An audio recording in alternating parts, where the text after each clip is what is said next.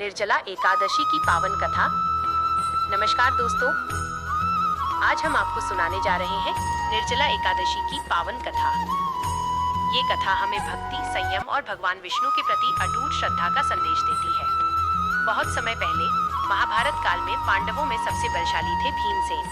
भीमसेन अत्यंत पराक्रमी थे, लेकिन उन्हें बहुत अधिक भूख लगती थी।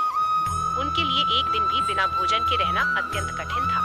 पांडव परिवार के सभी सदस्य वर्ष भर आने वाली एकादशियों का व्रत रखते थे और भगवान विष्णु की पूजा करते थे, लेकिन भीमसेन अपनी भूख के कारण एकादशी का व्रत नहीं कर पाते थे। इस बात से वे बहुत चिंतित रहते थे, क्योंकि वे भी भगवान की कृपा प्राप्त करना चाहते थे। एक दिन भीमसेन ने महर्षि वेदव्यास के चरणों में प्रणाम किया और विनम्रता से कहा, गुरुदेव, मैं भगवान विष्णु का भक्त हूँ, लेकिन मैं भूखा नहीं रह सकता।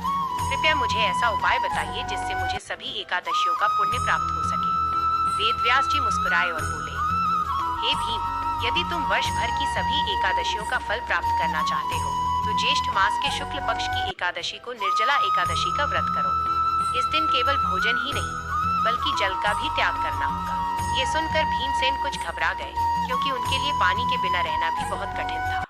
लेकिन भगवान विष्णु की कृपा प्राप्त करने की इच्छा से उन्होंने ये व्रत करने का निश्चय कर लिया। निर्जला एकादशी का दिन आया।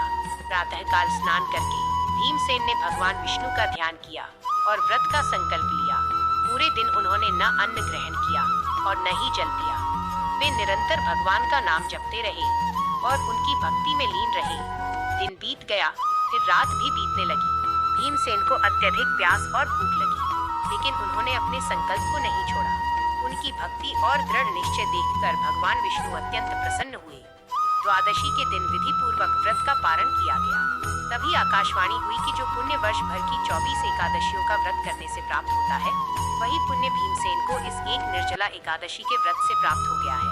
तब से निर्जला एकादशी को भीमसेनी एकादशी और पांडव एकादशी के नाम से भी जाना जाने लगा।